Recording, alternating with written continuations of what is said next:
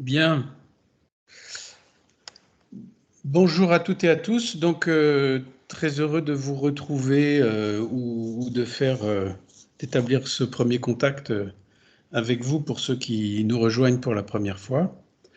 Je m'appelle Alan Fusteg, je suis le directeur scientifique de l'Institut de comptabilité de l'immatériel et je vais vous présenter des choses que nous allons réaliser dans les semaines et les mois qui viennent et qui seraient susceptibles d'intéresser certaines d'entre vous.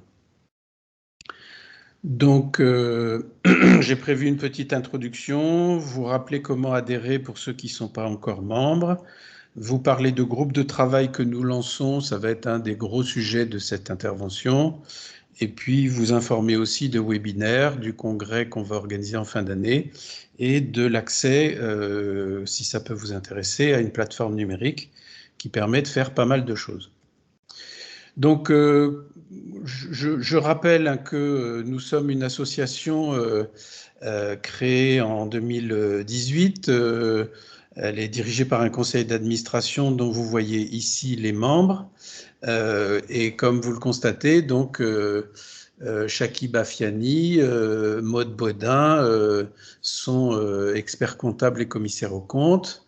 Daniel Delorge a fait toute sa carrière dans le domaine du numérique et bien sûr c'est un domaine où l'immatériel est très important.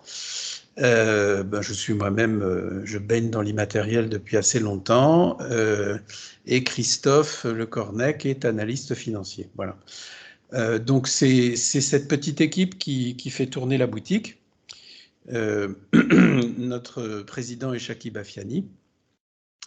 Et on a aujourd'hui à peu près 250 adhérents.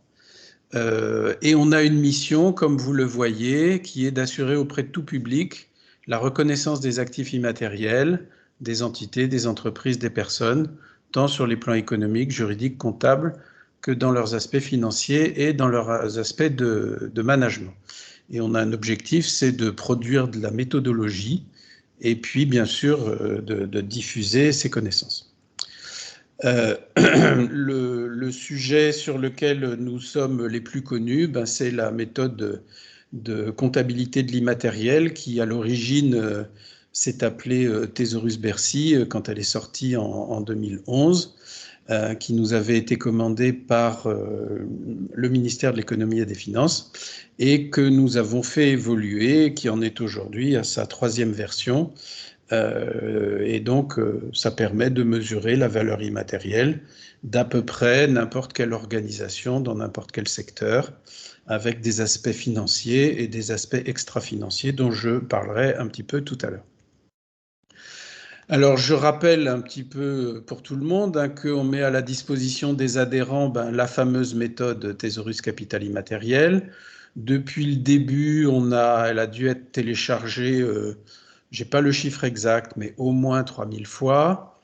Et puis, on diffuse aussi des méthodes et des connaissances via le site de l'Institut et via les webinaires que nous organisons régulièrement. Ça, c'est pour les adhérents. On fait une petite distinction entre les adhérents qui sont, j'allais dire, des sympathisants de l'Institut. Pour être adhérent, il suffit de s'inscrire sur le site et c'est gratuit. Et donc, selon ces modalités-là, on a accès à la méthode immatérielle et aux connaissances présentes sur le site, au webinaire. Et puis, pour ceux qui veulent aller un petit peu plus loin, on a bien sûr une adhésion en tant que membre. Et dans ces conditions-là, vous avez accès à plus de méthodes. Une méthode pour établir la stratégie de l'entreprise basée sur son capital immatériel. Une méthode pour établir le diagnostic complet de l'entreprise, incluant la santé financière, l'immatériel, etc. J'en dirai un petit mot tout à l'heure. Une méthode pour mettre en place dans son entreprise un système de management intégré. Et puis bientôt, une méthode de triple comptabilité que nous allons mettre à la disposition de nos membres sous quelques mois. Voilà. Et puis, pour les membres, il y a aussi l'accès à une plateforme dans laquelle on peut avoir accès à ces méthodes et on peut faire beaucoup de choses, évaluer son capital immatériel, évaluer sa maturité RSE, faire son bilan carbone, établir sa triple comptabilité notamment. Voilà, donc tout ça c'est pour rappeler un peu la situation jusqu'à ce jour. Et puis en fait, on a pris une décision il n'y a pas très longtemps au niveau de l'Institut, compte tenu de notre développement d'une part et puis de la forte montée en puissance depuis quelques années du reporting extra-financier, et notamment, vous le savez, au travers de la taxonomie et de la CSRD. On va changer de nom pour devenir bientôt l'Institut de comptabilité étendue. Alors, je ne vous dis pas que ce sera exactement ce nom-là, mais enfin, l'esprit est celui-là. On n'a pas encore choisi le nom, mais l'esprit est celui-là. Et la vocation sera d'apporter des connaissances sur l'immatériel, comme c'est notre vocation d'origine, mais également sur tout ce qui relève du reporting extra-financier, aligné sur les exigences de la CSRD. Ce qui est un gros sujet, vous devez le savoir pour une bonne partie d'entre vous, et puis également des compétences sur la mise en œuvre de la comptabilité en triple capital, ce qui est un sujet très complémentaire, mais fondamentalement différent de la seule prise en compte des actifs immatériels. Alors, pour ceux d'entre vous, très rares certainement dans l'assistance, qui ne seraient pas encore membres, puisqu'on fait des choses évidemment extraordinaires à l'Institut. Donc, je vous rappelle comment on adhère. Pour devenir membre, vous pouvez vous rendre sur le site de l'Institut, institut-ici.com, et on vous donne toutes les informations, ou bien alors directement sur le site Helloasso, et on va effectivement à nouveau vous donner les informations pour adhérer. Vous avez à payer une cotisation, et puis vous devenez membre et vous avez accès à tout ce dont on vient de parler et à tout ce que je vais vous présenter dans les pages qui viennent. Voilà. Vous pouvez aussi devenir simplement adhérent, ça je l'ai dit, c'est gratuit. Et dans ces cas-là, vous avez accès au webinaire et puis à la méthode Thésaurus Capital Immatériel seulement. Pour donc les coûts d'adhésion, vous les avez vus rapidement sur la page précédente et sur l'écran Helloasso. Donc une personne physique paye 300 € par an, un professionnel indépendant 600 € par an et une entreprise de plusieurs salariés 900 € par an. Et puis ensuite, je mets rapidement, mais toutes ces informations vous seront refournies si vous le demandez. Le coût d'une formation, on organise sur réservation des formations sur toutes les méthodologies dont on a parlé tout à l'heure. Et puis, on a aussi, vous avez ici, donc ça c'est 400 € par personne et par jour, et un accès à la plateforme Goodwill Digital si vous le souhaitez. Et donc, on peut avoir accès à un seul modèle ou à tous les modèles, puisque vous avez compris que dans Goodwill Digital, on peut faire son bilan carbone et ne faire que ça. On peut faire son évaluation de maturité RSE et ne faire que ça. Et puis, on peut aussi souhaiter faire les deux, plus l'évaluation de son capital immatériel, plus sa triple compta, plus son calcul de rentabilité de sa politique RSE. J'en dirai un petit mot tout à l'heure. On a beaucoup de modèles disponibles. Et donc, vous voyez qu'il y a des tarifs variables suivant qu'on est un consultant indépendant, une PME, une ETI ou un grand groupe. Et ce sont bien évidemment des tarifs préférentiels, fortement préférentiels par rapport à ce que la société Goodwill Management qui met cette plateforme à la disposition de l'Institut propose à ses clients en direct. Alors maintenant, l'une des raisons principales de cette réunion, c'était de donner le coup d'envoi pour la création de groupes de travail. En fait, vous avez vu qu'on est en train de faire évoluer la vocation de notre institut pour continuer bien sûr de travailler sur la valeur immatérielle, c'est très important, mais aussi de travailler sur le reporting extra-financier, reporting RSE ou ESG, suivant comment vous voulez l'appeler, et puis travailler aussi sur cette fameuse triple comptabilité. Donc en fait, nous proposons à partir d'aujourd'hui de constituer 3 groupes de travail d'entreprise pour faire avancer le schmilblick sur ces sujets. Alors, je vais rappeler très rapidement qu'est-ce qu'on a dans ces thématiques-là et à quoi ça peut servir pour vos entreprises. Et après, je donnerai des informations sur effectivement les fameux groupes de travail. Donc, depuis l'origine, hein, on promeut la méthode de mesure de la valeur immatérielle depuis 2011 et on creuse ce sillon-là. On a fait évoluer la méthodologie. Vous voyez ici, c'est marqué, téléchargé 2000 fois, ça c'est une vieille slide. Ça a été, c'est plus depuis. Avec cette méthodologie, vous pouvez calculer toute la richesse de l'entreprise qui n'est pas dans votre bilan. De 2 façons. De façon extra-financière, c'est-à-dire avec des notations, et en euros. Et donc, vous pouvez évaluer votre capital client, votre capital humain, vos savoir-faire, votre marque, votre organisation, votre système d'information, les forces et les faiblesses de votre actionnariat. Les notes que vous voyez sur cette page sont des notes sur 20. Donc, cette entreprise, qui est un cas réel, a une note globale pour tout son capital immatériel de 14 sur 20, ce qui est une bonne note. Et puis, on voit que sur certains sujets, elle a des notations un peu plus faibles, hein, sur son capital client, par exemple, 12 sur 20. Et puis, sur son capital, par exemple, humain, 16 sur 20.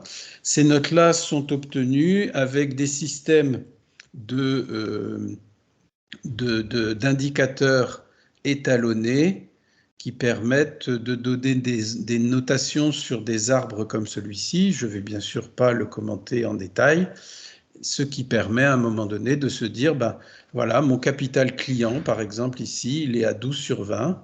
Et puis, je vois que ce 12 sur 20, c'est la résultante de plein de notes, parmi lesquelles la satisfaction client, qui est ici seulement à 8 sur 20, alors que la solvabilité des clients, elle est à 15 sur 20. Donc, on prend en compte pas mal de critères pour établir ces notations et pour finalement faire une radiographie très détaillée des forces et des faiblesses de la clientèle, de la marque, des savoir-faire, etc. Alors, il y a un point qui est intéressant, c'est qu'on a apporté une preuve scientifique depuis déjà de nombreuses années qu'il y avait une corrélation statistiquement robuste entre les notes que je viens de vous montrer et la performance économique de l'entreprise. Et donc, ça veut dire qu'aujourd'hui, on sait dire que quand une entreprise a ces notations-là qui s'améliorent, ça veut dire que statistiquement, la performance économique, en d'autres termes la rentabilité de l'entreprise s'améliore. Donc c'est très important parce que si ce n'était pas corrélé, on pourrait se demander à quoi sert ce genre de tableau. On a dans la méthodologie également toute une batterie de formules de calcul pour établir en euros la valeur d'une entreprise fondée sur son capital immatériel, mais également la valeur de chacun de ses actifs immatériels. Et donc, avec cette méthodologie, y a pas mal de professionnels, pas seulement chez Goodwill Management, qui font de l'évaluation de marque, par exemple, ou de l'évaluation de brevets, ou de l'évaluation de fonds de clientèle, etc. Je vous ai dit tout à l'heure, hein, dans les méthodologies dérivées de cette méthode-là, vous avez aussi une méthode qui s'appelle Thesaurus 360, qui permet de faire un diagnostic à 360 degrés de l'entreprise, où on va regarder non seulement sa santé financière, mais aussi sa valeur, ses actifs immatériels, et en plus la pertinence et le niveau de maturité, de responsabilité de sa stratégie, et enfin son contexte macroéconomique. Voilà. Et donc, ça fait vraiment un diagnostic très complet de l'entreprise. Pour qu'une entreprise marche bien, il faut tout ça, hein. Et si on fait un parallèle avec le bateau, comme vous voyez, pour que j'arrive à réussir ma traversée ou ma course en mer, il faut que j'ai une bonne météo, il faut que j'ai une bonne stratégie pour m'adapter à la météo, il faut que j'ai un bon bateau, ça c'est mon capital matériel, et il faut que j'ai un bon équipage, ça c'est mon capital immatériel. Alors, en complément de cette valeur immatérielle, nous avons pris donc la décision à l'Institut de nous ouvrir plus récemment à d'autres sujets qui sont également très importants. Et le premier, c'est la comptabilité extra-financière. Le deuxième, c'est la triple comptabilité.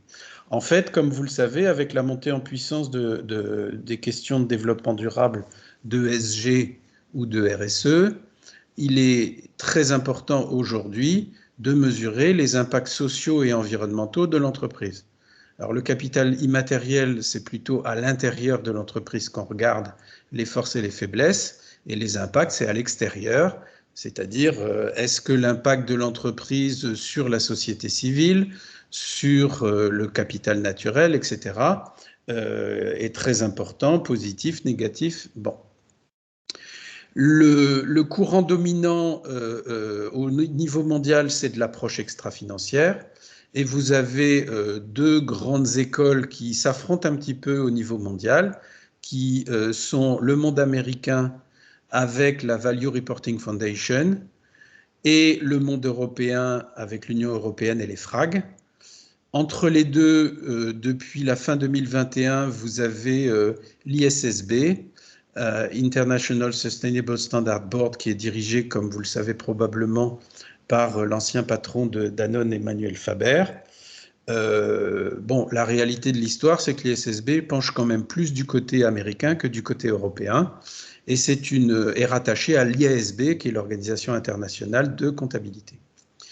Alors, tout ce petit monde en Europe est en train de nous préparer une réglementation très nourrie sur le reporting extra-financier, qu'on appelle, comme vous le savez, la CSRD, et qui commence à donner pas mal de cheveux blancs à tous les gens qui sont aujourd'hui en charge, effectivement, du reporting extra-financier, parce que la CSRD va beaucoup plus loin en quantité, en profondeur et en normalisation que la DPEF. Et puis, il y a un courant qui monte tout doucement, qui est fort intéressant, dans lequel nous sommes très investis et qui va au-delà de l'approche extra-financière, qui est la triple comptabilité économique, sociale et environnementale, où on produit des impacts en euros. Alors en fait, je vais commencer par parler du mainstream, hein, c'est-à-dire de cette montée en puissance de l'extra-financier.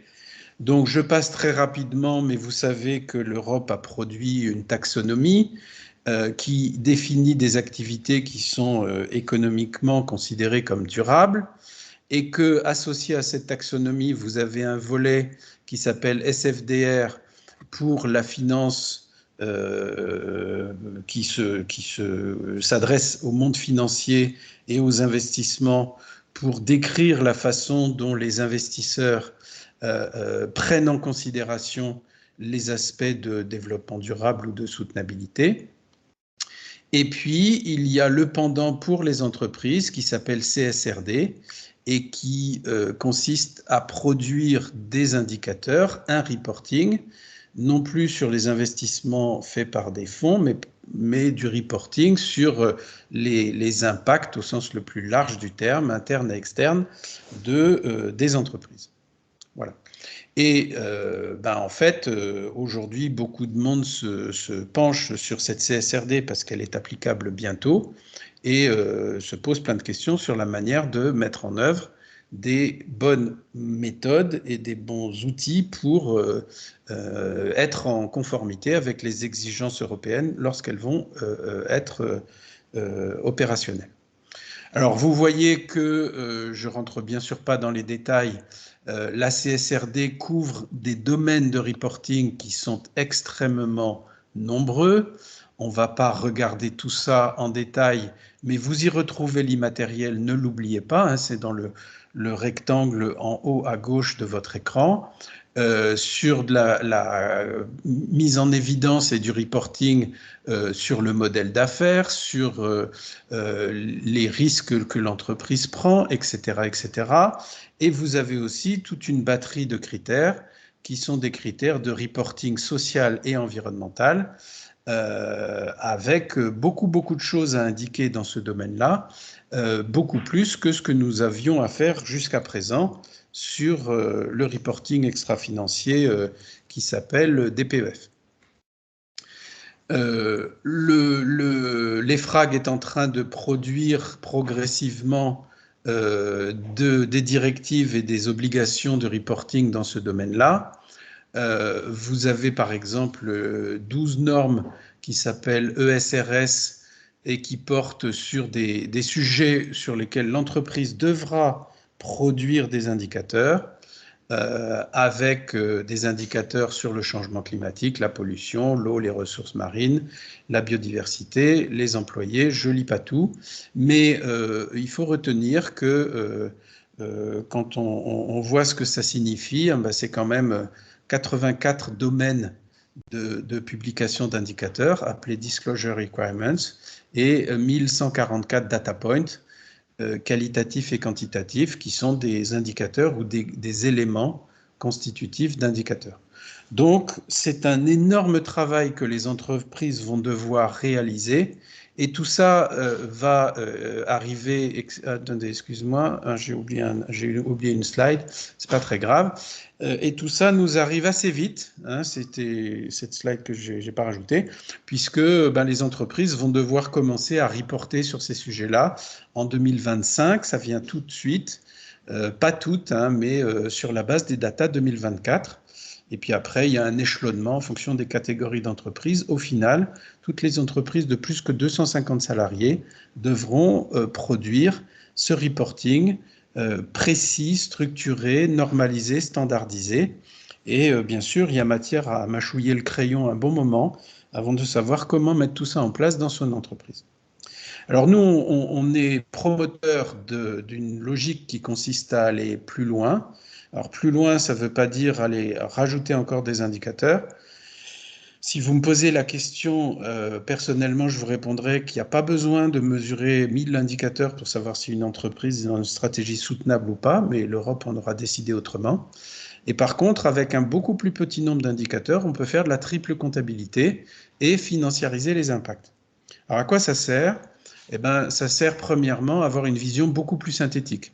C'est-à-dire que si je vous dis par exemple que votre boîte, elle gagne 2 millions d'euros d'EBIT chaque année et puis qu'elle a 3 millions de dettes environnementales, vous allez conclure tout de suite que vous détruisez de la valeur, ce qui est une information importante. Si au contraire, vous créez 2 millions de valeurs et que vous avez un impact environnemental de 1 million, c'est déjà mieux. La deuxième chose, c'est que la financiarisation, elle nous semble incontournable pour établir sur des bases factuelles des niveaux de taxes, de dettes, d'amendes, de dommages et intérêts. On parle depuis très longtemps de pollueurs-payeurs. À un moment donné, ça va devenir une réalité. Il faudra donc avoir les outils pour faire les calculs. Et puis ça aide aussi, plus on a des indicateurs synthétiques et plus on peut mesurer sa progression par rapport à un objectif. Voilà. Donc tout ça, ça nous amène à produire des bilans étendus, des comptes de résultats étendus. Et la méthodologie que nous avons permet de faire tout ça dès à présent, avec une logique sur la partie environnementale qui consiste à regarder la façon dont la consommation actuelle du capital naturel détruira, si elle est excessive, du PIB dans le futur. C'est comme ça qu'on fait la financiarisation. Alors tout ça, c'est pas nouveau, hein, c'est-à-dire que, par exemple, vous savez probablement qu'en 2006, le vice-président de la Banque mondiale avait remis un rapport au gouvernement britannique indiquant que sur le seul point du réchauffement climatique, la lutte contre le réchauffement, c'était un investissement moyen de 1% du PIB mondial par an. Et que si on faisait rien, ça nous coûterait entre 5 et 20% du PIB mondial par an. Malheureusement, on est plutôt dans le deuxième cas actuellement. Et donc, vous voyez que rien que sur la partie climat ou gaz à effet de serre, cette financiarisation, elle est déjà pratiquée de longue date. On l'a généralisée à tout le reste. La méthode dont je vous parle, elle est très utilisée aujourd'hui. C'est la plus utilisée en France. Et là, vous n'avez qu'un petit échantillon des entreprises qui s'en servent. Et donc, vous voyez des exemples ici pour une entreprise, hein.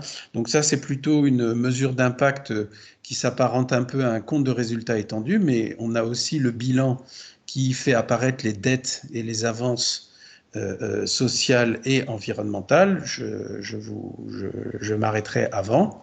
Et donc, vous voyez, ben, cette entreprise d'agroalimentaire bretonne, par exemple, elle a un impact socio-économique de 50 millions d'euros par an, et ça fait 700 emplois, des externalités sociales. Là derrière, vous avez les accidents du travail, les maladies professionnelles, la précarité de l'emploi, les écarts de rémunération injustifiés, mais aussi la fondation, la formation, etc. 1,2 million. Et l'impact environnemental, 1,2 million. Sur l'impact environnemental, ben, on financiarise les émissions de gaz à effet de serre, tous les polluants atmosphériques, l'artificialisation des sols, la consommation d'eau, la pollution de l'eau, la consommation de matières premières, etc. Voilà. Alors, donc là, je vous ai fait un petit éclairage très rapide, hein, bien sûr, et sans prétention, sur la matière qui est à la disposition de tous les membres de l'Institut. Nous lançons donc, et c'est un appel à tous les membres qui le souhaitent, nous lançons donc 3 groupes de travail, 3 groupes de partage d'expérience. Un premier groupe sur le capital immatériel, un deuxième sur la mise en œuvre de la CSRD et un troisième sur la comptabilité triple capital. Quelle est la vocation de ces groupes de travail?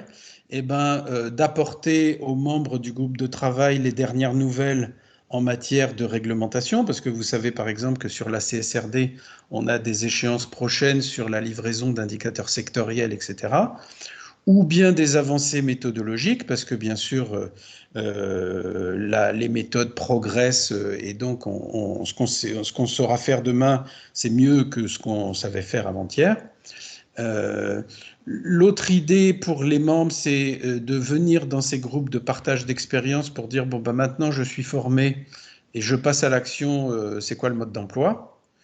Ou bien je fais déjà des trucs et, excusez-moi, faute de frappe, je rencontre des cas pas faciles à traiter. Est-ce que quelqu'un a déjà eu ce cas-là? Partage d'expérience. Et puis en troisième lieu, revenir vers l'Institut en disant, bon, bah, la méthode, là, franchement, sur ce point, elle n'est pas au point. On n'arrive pas à s'en dépatouiller, donc il faut la faire progresser. Ce qui peut donner d'ailleurs lieu à une partie du groupe de travail qui fait avancer le schmilblick sur le point où on est insuffisant. Voilà. Donc, a priori, ces groupes de travail vont se réunir, sont animés par 2 experts qui sont membres de l'Institut.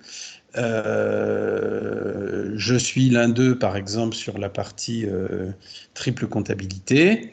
On fait 4 réunions par an. On souhaiterait, pour que ça ait un peu de signification, que dans chaque groupe de travail, il y ait 5 membres qui se réunissent pour pouvoir justement partager leurs expériences sur où on en est sur la mise en œuvre de la CSRD, comment on a traité ce cas particulier, comment doit-on interpréter tel nouveau texte qui vient de sortir, etc., etc. Voilà. Ceci étant vrai pour la CSRD, pour la comptabilité en triple capital, pour le capital immatériel, bien sûr. Voilà. Donc, vous voyez, je fais un petit appel, enfin, nous faisons, l'Institut fait un petit appel à ses membres, que vous soyez membre actuellement ou pas encore. On est convaincu que là, il y a vraiment matière à se réunir maintenant, parce que ce sont des sujets. Il y a d'ailleurs dans l'assistance déjà des entreprises qui ont établi leur triple comptabilité et qui se disent, bon, ben, c'est quoi le coup d'après? Comment on s'en sert? Comment on améliore la mesure? quels sont les nouveaux pans méthodologiques qu'on doit rajouter pour aller plus loin. Je vous prends un exemple. L'année dernière, la méthodologie de triple comptabilité dont je viens de vous parler ne comportait pas le calcul des écarts aux limites planétaires. Donc on ne savait pas très bien calculer une dette environnementale au-delà de la consommation par une entreprise de son quota d'eau, de CO2, d'artificialisation des sols, etc. Ça, on sait le faire aujourd'hui. Et donc, bien sûr, il y a des entreprises qui ont mesuré leurs impacts environnementaux l'année dernière et qui disent, bah, maintenant, on veut mettre en place aussi la mesure avec les quotas pour voir de combien on dépasse. Voilà. Alors, sinon, donc, pendant l'année qui vient, il va se passer d'autres trucs, et ça, c'est valable pour les adhérents comme pour les membres, donc pour ceux qui adhèrent gratuitement, pour ceux qui payent leurs cotises. On va avoir donc des dates pour les webinaires, et donc là, tout le monde est bienvenu. Hein. Le 3 mai, ça vient vite, on a le webinaire sur la triple comptabilité. Donc, vous recevrez une invitation, un lien, ça dure 1 heure, ça commence à 9 heures, j'ai envie de dire comme d'habitude. On a un webinaire sur les tenants et les aboutissants de la CSRD. Et on a un webinaire au mois de septembre sur la valorisation de son capital immatériel. Je vous rappelle que dans la CSRD, un reporting sur les immatériels est attendu, mais beaucoup plus léger que la mise en place complète d'une méthode de mesure de l'immatériel dans l'entreprise. Voilà. Et puis en novembre ou en décembre, notez-le bien, nous allons organiser la première journée nationale de la comptabilité étendue, parce que c'est un sujet aujourd'hui qui est en plein foisonnement, en plein bouillonnement, qu'on ait une approche extra-financière, qu'on ait une approche par de la valorisation des impacts en euros. Il y a plusieurs écoles, il n'y a pas encore de standard. C'est très intéressant, on peut regarder ça sous différents angles, et donc on va faire intervenir lors de ce congrès à peu près tous ceux qui, en France, pour commencer, travaillent sur ces sujets, que ce soit des gens qui bossent sur la méthode CARE, la méthode LIFT d'Audencia, Thésaurus Triple Capital qui est la nôtre, etc. etc. Donc ce sera très intéressant, on ne connaît pas encore la date. Voilà, et puis pour la plateforme numérique, sachez que dès lors que vous êtes adhérent, dès lors que vous êtes membre, c'est-à-dire que vous payez une cotisation, vous avez un accès à un tarif défiant toute concurrence à une plateforme qui vous permet de faire tous ces calculs-là depuis votre écran. Et donc, voilà, Goodwill Digital, donc partenariat important entre Goodwill et l'Institut depuis très longtemps, depuis toujours. Et donc, avec Goodwill Digital, vous pouvez rentrer vos données pour faire votre bilan carbone, vous pouvez faire votre calcul d'empreinte socio-économique, vous pouvez calculer votre valeur immatérielle, vous pouvez faire votre comptabilité environnementale, vous pouvez faire votre triple comptabilité, et on peut même y rajouter des modèles spécifiques qu'on ne trouve pas dans le commerce, qui correspondent aux besoins de telle ou telle entreprise. Voilà. Et donc, c'est un outil qui est assez polyvalent, puisqu'il permet de mettre en ligne n'importe quel modèle de calcul de ce que vous voulez. Voilà. Donc, il y a déjà pas mal d'entreprises qui s'en servent, hein, et puis de plus en plus. Et puis, c'est pas beaucoup plus compliqué à utiliser qu'une feuille Excel. Sauf que bien sûr le modèle est là derrière, et donc vous saisissez ici par exemple, c'est un écran de saisie, il est un peu palo, j'espère que vous le voyez à peu près quand même, hein. Vous allez saisir des informations sur votre consommation d'eau, sur votre consommation de gasoil, sur votre consommation de gaz naturel, etc. Et puis c'est l'un des écrans qui sert pour établir votre empreinte environnementale et votre triple comptabilité par extension, bien sûr. Voilà. Donc, et puis ça vous sort des résultats sous forme graphique avec des radars, des camemberts, des histogrammes, etc., etc. Voilà. Bon. Donc voilà à peu près ce que je voulais vous indiquer aujourd'hui. On pense que la création de ces trois groupes de travail est vraiment très importante parce que ce sont des sujets qui aujourd'hui ben, sont plutôt émergents, on va dire. Alors, le reporting extra-financier, c'est pas émergent. La loi NRE, c'était en 2001. La GRI, c'était en 2000, je me rappelle plus, 2008, enfin dans ces eaux-là, voilà. Ok, donc c'est pas nouveau. Par contre, la CSRD, c'est carrément nouveau. Et en termes de normalisation des indicateurs, on fait vraiment plus qu'on veut. Donc c'est des sujets qui sont de la plus haute importance et de la plus haute actualité actuellement.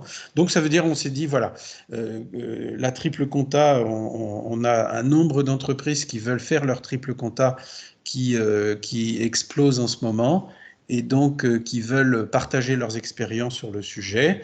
D'autres peuvent être intéressés tout simplement par démarrer. Et donc, c'est la raison de ces groupes de partage d'expériences.